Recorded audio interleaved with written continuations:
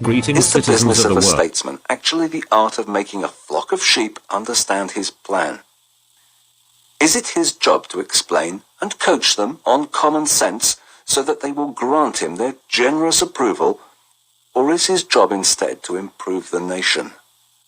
Should a statesman possess a gift of persuasion greater than the statesman's ability to conceive great political measures and make them happen? Is a statesman incompetent if he fails to win over a majority of votes to support his policy in an assembly which has been called together as the chance result of an electoral system that is not always honestly administered? Has this parliamentary crowd ever understood any idea before it was a success? Isn't every accomplishment of genius in this world the result of the one genius going against the inertia of the masses? What is the statesman supposed to do if flattery fails to win the crowd's approval for his plans? Is he supposed to accept it? Is he supposed to abandon the tasks which he knows are vital to the people and go home or retire? Does he quit, even if he knows failure resulted from the stupidity of his fellow citizens? Or is he to stay regardless? In a case like this, doesn't a man of real character fall into hopeless conflict between his insight and his honourable intentions? Where is the dividing line between duty to the community and duty to one's personal honour? Shouldn't every true leader refuse to be degraded by acting as a political juggler? On the other hand, shouldn't every juggler feel a call to go into politics, since the ultimate responsibility falls on some undefined mob and not him? Must our parliamentary majority lead to the total destruction of the leader concept? Can anyone believe that this world comes from the brain of majorities and not from the heads of individuals? Or does anyone believe that we can someday do without this essential aspect of human civilization, the individual? Can we not say that today, more than ever before, the creative brain of the individual is indispensable? By rejecting personal authority and substituting the mass of the crowd, the parliamentary principle of majority rule sins against the basic aristocratic idea of nature. However, we must admit that nature's idea of nobility is not necessarily represented in the present decadence of our upper 10,000 government and community leaders. If he has learned to think independently, even dishonour, as long as they do not have to pull themselves together and make a real decision. After all, there is no one left who is ready to take responsibility for himself and carry a difficult decision through. Never forget that a majority cannot replace a man.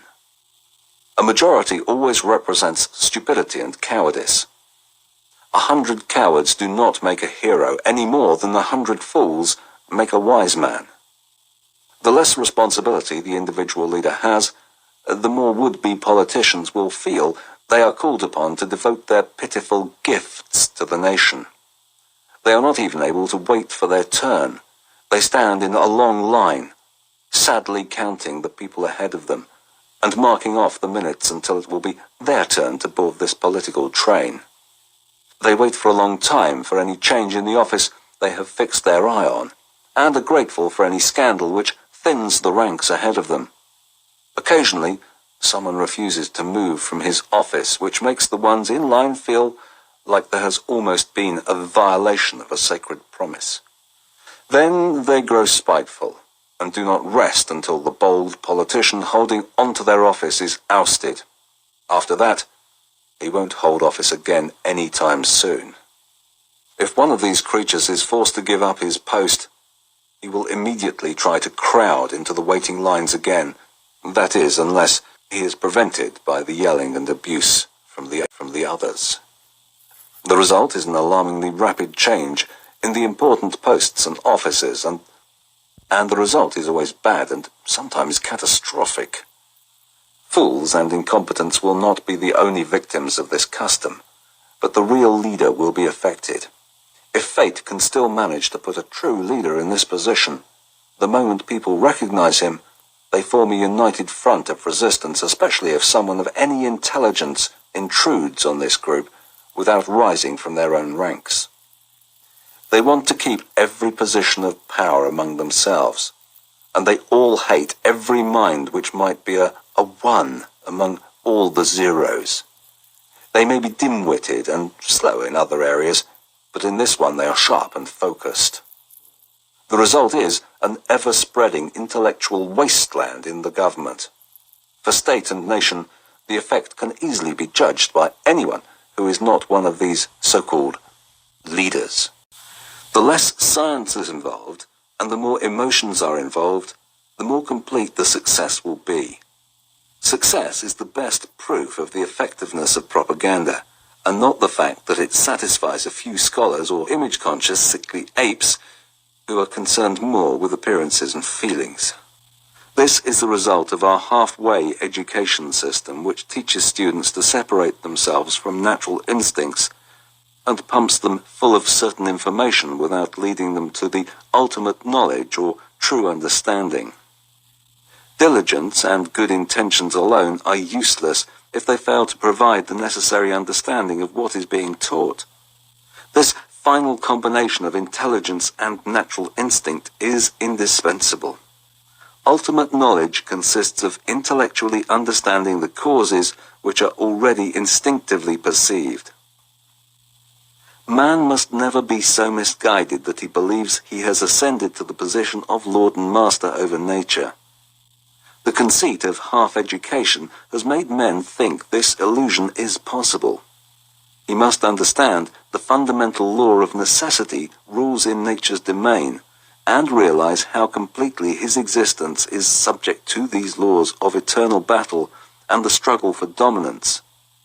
Only with this understanding will he see that in a universe structure and studied the people and principles of the system in a spirit of ruthless objectivity.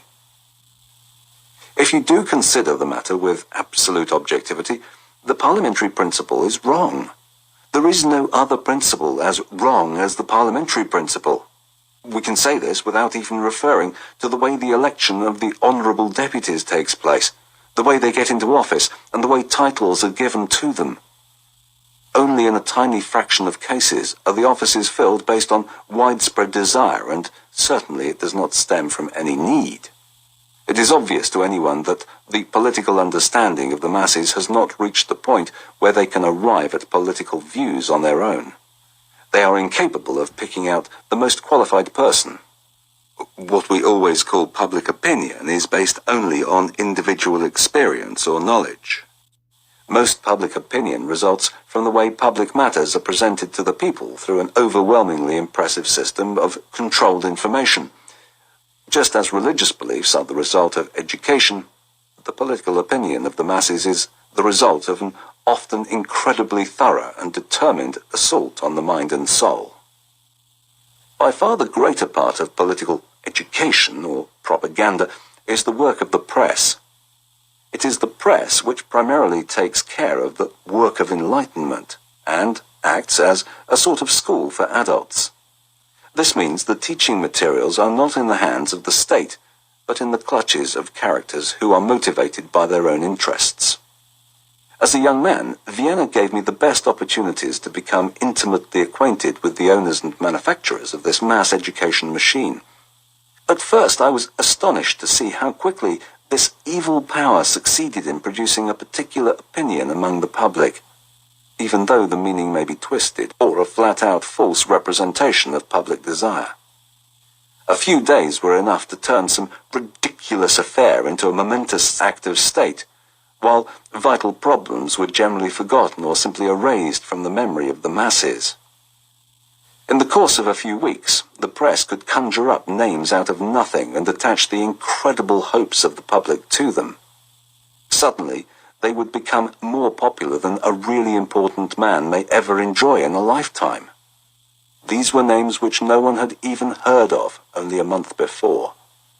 At the same time, old and stable figures of government or public life simply ceased to exist as far as the world was concerned, or they were buried under such rudeness that their names soon risked becoming symbols of wickedness or dishonesty.